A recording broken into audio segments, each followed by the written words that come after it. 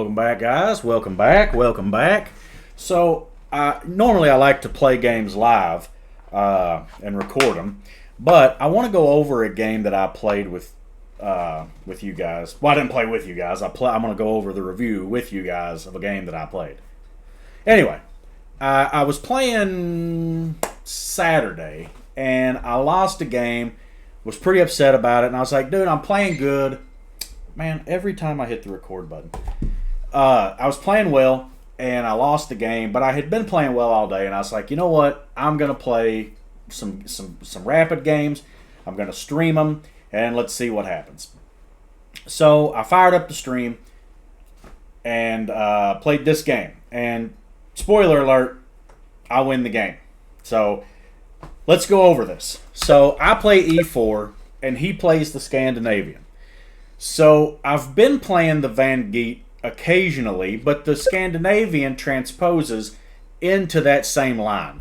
So I just play this. He takes, I take, damn. And then the queen comes out to here hitting the knight.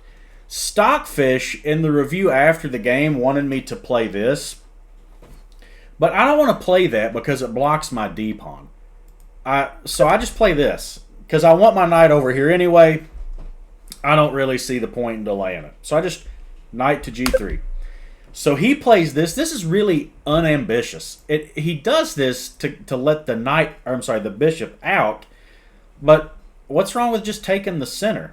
I don't know. So I play my knight out. So one queen move, two queen moves, right? We're on move 5, right? And he's played 2 queen moves.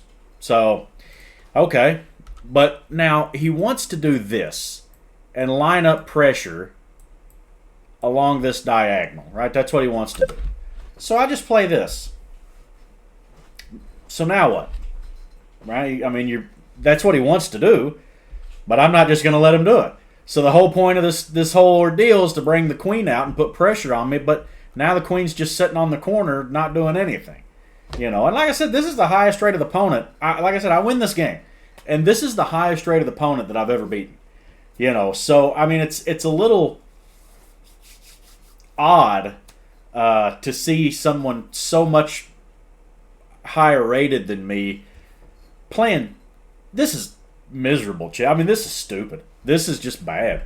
But it's it kind of gives me a little glimmer of hope that maybe there's a couple more steps in my chess progression if you can play this way and get away with it and get to 1600. So anyway, whatever. He plays that.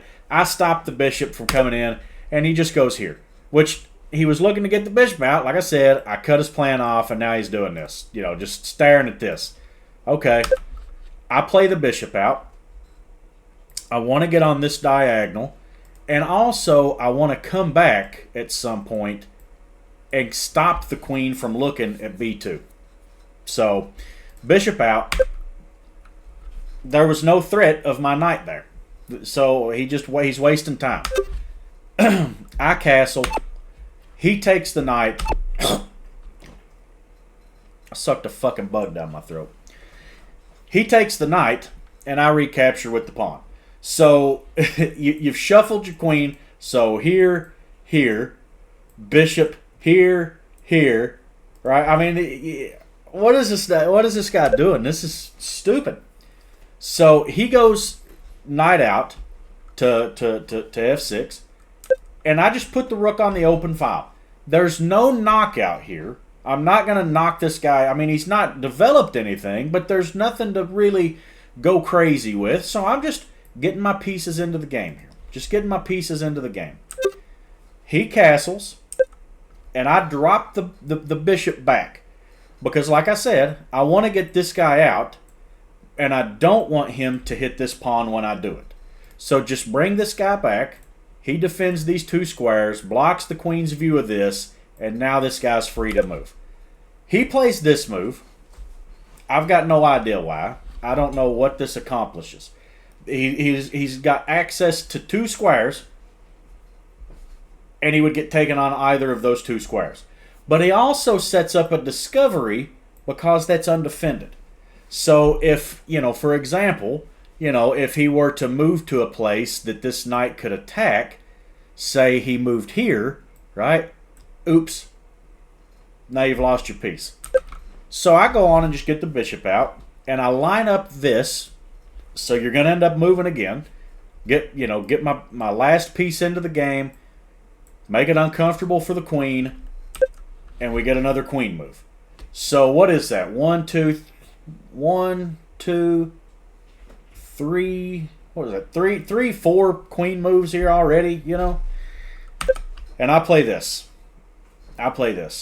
Now, Stockfish was unimpressed. I had an advantage.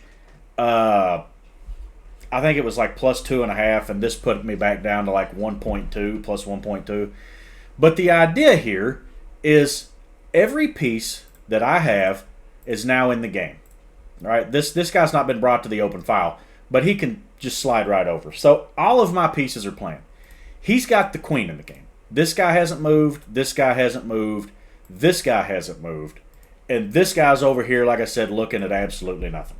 So there's nothing here. So I play this.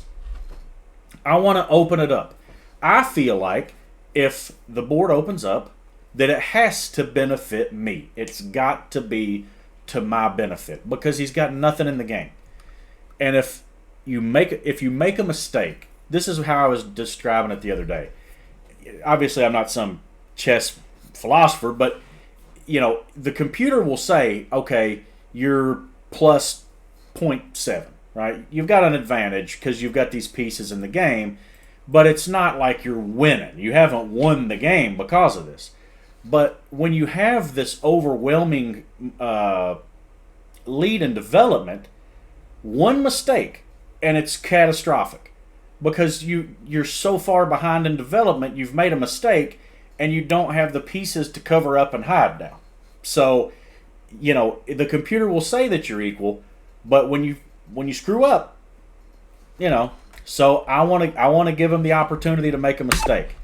I take like this, not like this, because I don't want to trade the queens. Because, like I said, I've got all this material in the game, and he doesn't. I don't want to alleviate the pressure. I want to make this as pressure-packed as I can here. So he plays this, doubling up on the bishop, and I played here.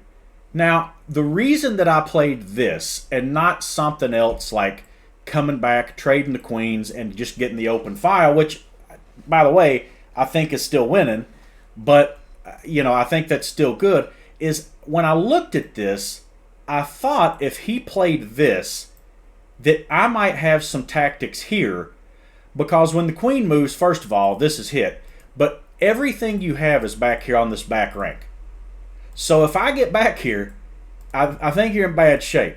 So this is, and whenever I looked at it in the game, I put this, or when I looked at the review after the game, I played this to see if it works, and Stockfish says this is a brilliant move. So it likes this idea.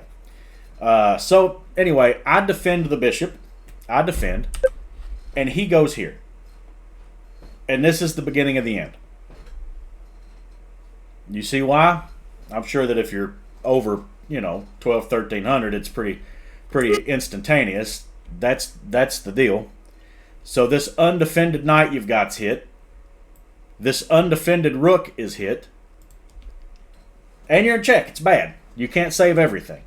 So he takes, and I win the exchange and a pawn. So I'm +3. He tries to get the knight out, and now he wants to develop. So you've already lost an exchange. And this is what I was saying, by the way. When you've got this overwhelming lead in majority, or overwhelming lead in development, when you have one mistake, you make one mistake, and it's just bad. It's really bad. Now look, let's go back. From this position, it's, it doesn't look great, but you're not losing. But now you're losing. It was one mistake, and it's a catastrophe.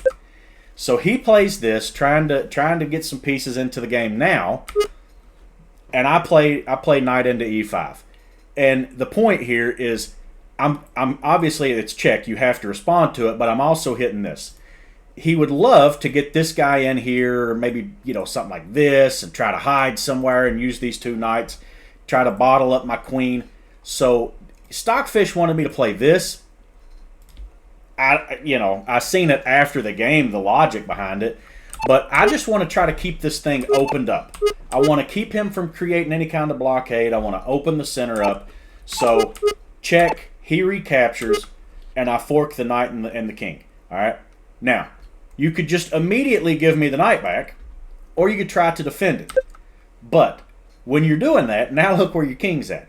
When your king's out here leading the charge on f6, you're not in a great spot.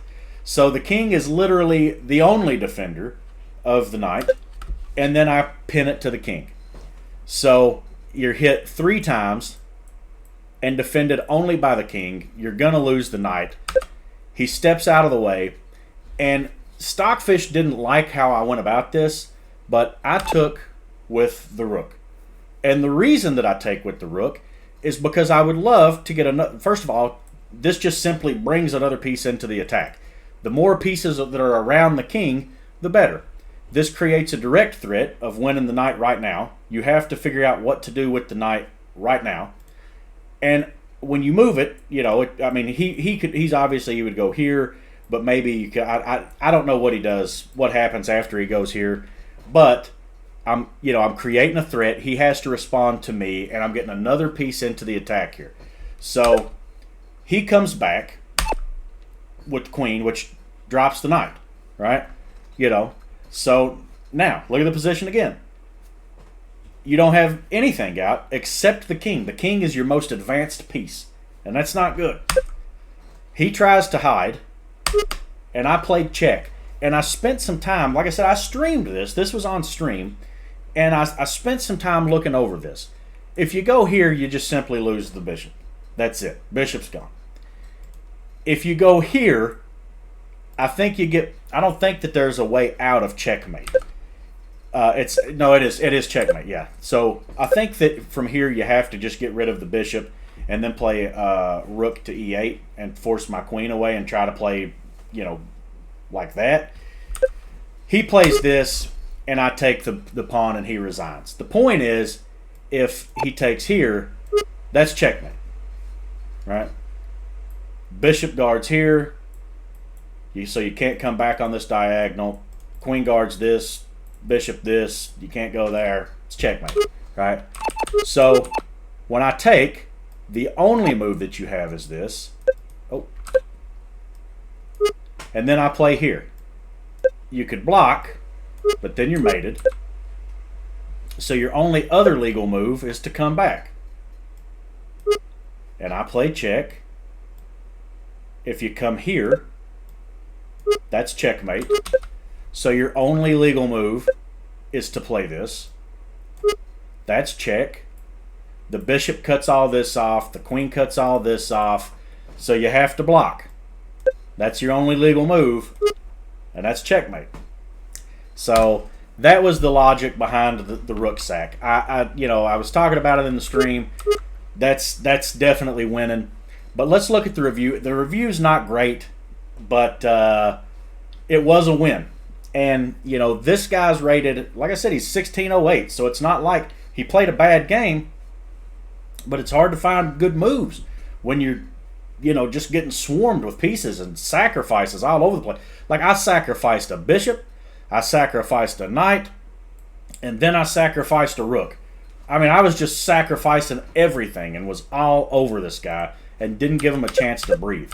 So it's funny though, because the Scandinavian has this reputation for being the opening that's like, you're coming out and you're putting all the pressure on, and he was just under so much pressure. He made that one mistake. But again, like I said, when you're behind in development, you can't afford a mistake. If the center's closed and you drop a pawn, it sucks, but that game's still got a lot of moves to be played. But in a position like this, and you make the mistake that he did, it's bad. It's bad. So this was good, wasn't great. They wanted me to capture with the f-pawn, but if I do capture with the f-pawn, then this is pinned. I don't want them to be able to put pressure on it. So I just take like this. I don't care. I get it that, you know, that I'm going to be able to put a ton of pressure now on this f7 pawn, but it wasn't worth it. I went ahead, done this, drop back. This is a mistake. Again, see, I'm up +2, but this is a mistake. They want me to start trying to go after that king, but I'm just tucking everything away, crossing my T's, dotting my I's, and now I go for it. And it's +3 here, and this is what they're looking for. You know, okay. I mean, I get it. You know, I get it. That's good. This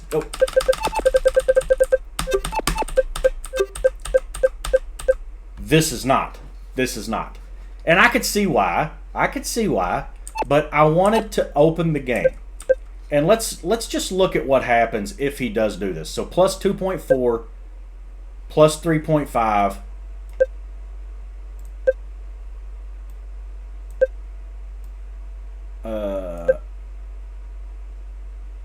Yeah, they're not showing me that it's a brilliancy. There it is. There it is.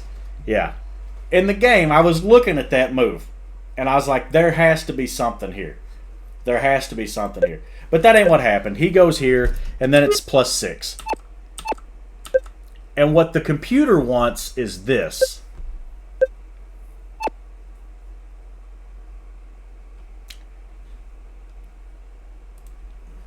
I don't know. I done this. I lose some advantage. But again, look at my position. I mean, I'm just absolutely crushing here. Just absolutely crushing. I take wrong. And then from here, yeah. I'll show you there. There's the mate.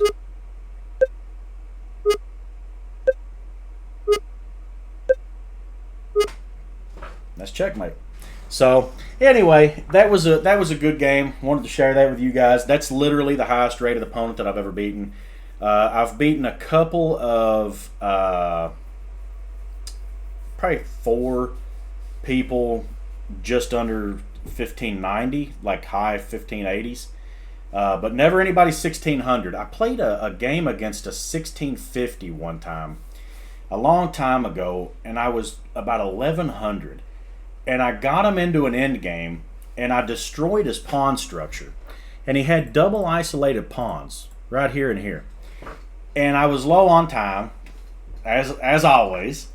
And his king was able to bounce around in this box and defend all of the threats that I was making.